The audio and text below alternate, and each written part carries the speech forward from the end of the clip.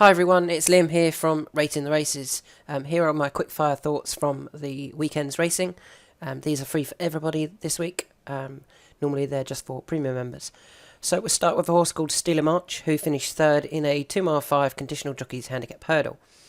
Only a 5-year-old, he should still be improving. And he travelled well for a long way, but just got shuffled back at a crucial time. And lost his place and then was hampered a little bit just before the turn into the straight. From the turn into the straight, he's finished best of all.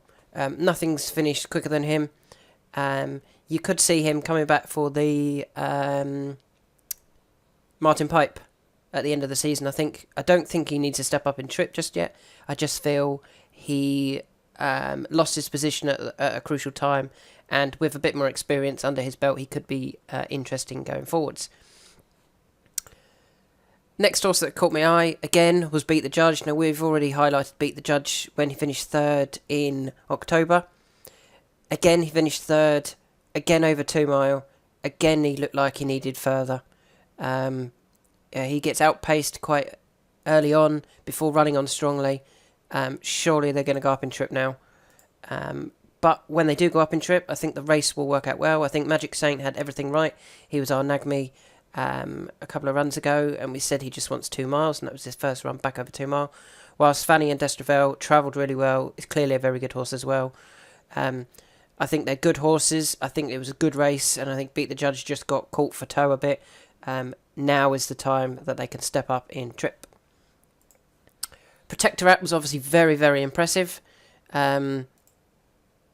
He stepped up to 2.5 mile, which kind of indicates that he might be going for the Martian novices, not the Arkle. So if you like Protectorate, which I think a lot of people do, and I think the form was worked out well. Southfield Stone was second. Southfield Stone had previously beaten Cool Cody, who went on to win the Paddy Power. So the form's strong, and I think you can still get about 20-25 to 1 about Protectorate in the Martian Novice, which I know he will probably have to beat Envoy LN. But if Envoy LN doesn't turn up for one reason or another, or ends up in the RSA, Protectorate could definitely not spring a surprise, but would turn up there with a big chance. And I know a lot of people were really impressed with Protectorate the weekend, and so was I. Moving on, we had the cross-country chase. Disappointing and worrying to see Tiger Roll pulled up. From my understanding, from what I've read today, Tiger Roll now will be put away until the spring. Probably, you could see him coming back in the Grand National itself. Could they get a few pounds knocked off for that disappointing run? I don't know. The horses that caught my eye, Potter's Corner obviously looked like 3 miles 6 is not far enough. He also wasn't fluent at some of his fences and probably still learning the type of race. So keep an eye on him. Next time I think it'll be much better. But I still can't be put off Easy's Land when it comes to the Cheltenham Festival. Don't forget, all of these races up to the festival are handicaps. At the festival, it is not a handicap. So if they were running off-level weights, Easy's Land would be at least £21 better off with the front 3 in front, and more with some of them. So if you took £21 off his back or put £21 more on the others, they're not going to be Easy's Land. So the drift at 5-2 was very, very tempting for a bet in the cross-country chase at the Cheltenham Festival. A disappointing run came from Killfilm Cross, who was backed into near favouritism, or he might have even gone off favourite for the conditional and amateur riders 3 mile 1 race. He actually went off the favourite. That poor run isn't necessarily a bad thing. Don't forget, he's finished second in the Kimure and second in the Kimure, off marks of 139 and 138. Well, he was rated 141 coming into the weekend. Say he drops £2. Is his chance going to be increased by that drop of £2 come Cheltenham Festival? Yes. So, it makes sense that he might not be ready and might not be running as well as expected if they've got Cheltenham in mind already. Gumball obviously was looking like he was going to be a very impressive winner of the Novices Chase. I was a little bit you could take Colin Tizard's comments on Eldorado Allen two ways. One, he said Eldorado Allen he feels is the best 2 mile novice chaser he's ever had. Does that mean Gumball is just very, very good and maybe just needed the run and the experience when he got beat by Fusel Raffles? Or is Eldorado Allen not that good and Colin Tizard really doesn't have anything in the novice category? Gumball was going to win and was going to be impressive. You might find that he'll be a shorter price than he should be next time. But he's worth keeping an eye on to see where they do end up with Gumball. Our Dancer finished third in the Paddy Power, and for me, I don't think there was anything wrong with that. Cool Cody, Spirit of the Games, Calta Rico, the 1, 2, 4, had all had a run this season. Our Dancer had also had a run this season. Ignore that, the one I was interested in was Spirit of the Games. He hadn't had the run. Our Dancer, though, doesn't want the soft ground. He's a much better horse on good ground. You know, he was 5th on soft in the Arkle. He was 4th in a novice chase at grade 2. But you put him on good ground and he wins. He's finished 2nd to Mr. Fisher on good to soft. I think he wants better going. The horse who didn't have the run was Spirit of the Games. Now, some people may think he chucked it away. I'm not so sure. Maybe he just got tired up the run-in because he hadn't had that fitness run. Don't forget, last season when he ran in this race, he pulled up. So that was a much better effort on Saturday.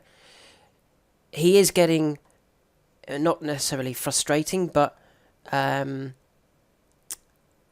maybe a little bit annoying. He's finished 5th in a county hurdle, and he's now finished 2nd in the 4 different versions of the 2.5 mile handicap chase. He's finished 2nd or 3rd. He finished 3rd at the Cheltenham Festival.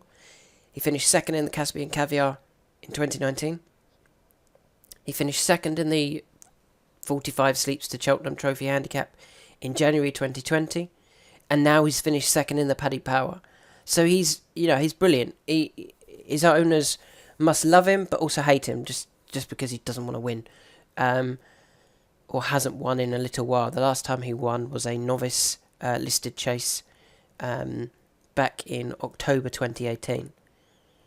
I definitely think he's worth keeping an eye on for his handicap mark. If the handicap leaves him as he is, or even puts him up £1 or £2, I think he's definitely still in with a chance at the Cheltenham Festival and those races coming up, the Paddy Power, the race in January and the Caspian Caviar in December. Mrs. Milner, I thought she was really... she ran a great race at Cheltenham in the 2 mile 7 listed handicap hurdle behind On the Blind Side, who had made on Nagme, and when I highlighted On the Blind Side, he's 2 from 2 since, once in a jumper's bumper and once over hurdles now. The third was Golden Fortune, who had won the race last year, so to split them I think was a very, very good performance. Mrs. Milner is also only 5, the other 2 were 8, so they had more experience, and Mrs. Milner's only rated 130. I'd be very interested to see what the handicapper does with Mrs. Milner.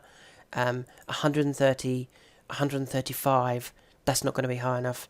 I can see her being a mid-140s horse by the end of the season. So I think she's worth adding to your Nagme. Asterion for Longe, obviously we were on Asterion for Longe at the Cheltenham Festival. Ran a great race on Saturday. Clearly needs 2.5 over fences. Got in a bit close to a couple, but pulled away at the finish and is going to be very good over fences, and I'm looking forward to seeing him again. I thought the most impressive performance of the week came from Let's Be Clear About It at Punchestown. Always prominent, he just kept going at the same pace, it looked, and yet the others started to come off the bridle one by one without Patrick having to do anything. And eventually he asserted and pulled clear and was very, very impressive. And even at this early stage, he's now 1 on good and he's 1 on heavy. So I don't think there is a... he won on soft to heavy and then soft to heavy. I don't think there's any reason why he can't go very close in the Cheltenham bumper already, and that's, miles away. But he was very, very impressive for me. Big Breakaway. He jumped interestingly. He won nicely enough, but he was 4-9 and he beat not a lot really. I was surprised that bookies decided to shorten him in the betting for the Cheltenham Festival races purely because he got round. That always disappoints me when bookies do that. 2 horses that frustrated me at the weekend were Gala Enki and Ramses de Tay. So I had Gala Enki down as a Welsh national horse and Ramses de Tay as a Grand National horse. Gala Enki's finished second, Ramses de Tay has won. What are they going to go up in the handicap? And therefore, are they going to have handicapped themselves out of the Grand National and out of the Welsh National? I believe Gala Enki is actually going to go for the Beach Chase now. And that says to me that Gala Enki is probably going to be aimed at the Grand National as well. With that in mind, come Beach Chase Day, I wouldn't be looking for a win from Gala Enki. He just needs to get round and finish 4th or 5th. So just be careful of that one next time. From the Greatwood Hurdle, I thought Ttegarek ran a great race in 3rd. Kevin Brogan has been really highly praised recently, and rightly so. But he nearly fell off 2 or 3 times after the last. And even coming to the last, he was looking to go left, looking to go right, and if you just watch, he's like left, right, left, right, left, I'll go right. And eventually made up his mind. He's flown up the hill with a better run. I think he would have actually beat Ballyandy for 2nd, and is still the young improver in the race for me. Ballyandy sets a really good form line, and I think they'll be very happy with Ballyandy. But Ttegarek could certainly go on from here once he gets a bit better going. I don't think he wants the soft going that he encountered. Similarly, Edward Stone travelled nicely out the back for Alan King. Just didn't pick up as well as probably they expected on the soft heavy going, but ran on well for 5th. Don't give up on Edward Stone in these big handicaps. Something like the Betfair Hurdle may well come into the equation later on in the season. And the final horse, who also could be off to a big handicap hurdle, is Third Time Lucky. Now, went off even money for the Skybrook Supreme Novices trial, and I think if he'd won, they'd have stuck to the Supreme Novice. But he's been beaten, and I just think that they might go, do you know what? We were beaten by a very good ride, and we think he's very good, but instead of sticking to the graded races now, let's try and win a big handicap first, and then potentially turn up in the Supreme Novice at the Cheltenham Festival. Definitely think he could be interesting in a handicap of his. He was going into that race off 129. I know it wasn't a handicap, but that's what his mark was. It'd be interesting to see what the handicapper does with him and where they're going with Third Time Lucky. So there's a few horses that I think are worth keeping in mind. Definitely want to add a few of those to your NAGME, and looking out for some for future races and their targets. So thanks for listening. These types of videos are always available for our premium members. This week we're allowing all free members to hear them as well. Any feedback, suggestions, do let us know. Thanks guys.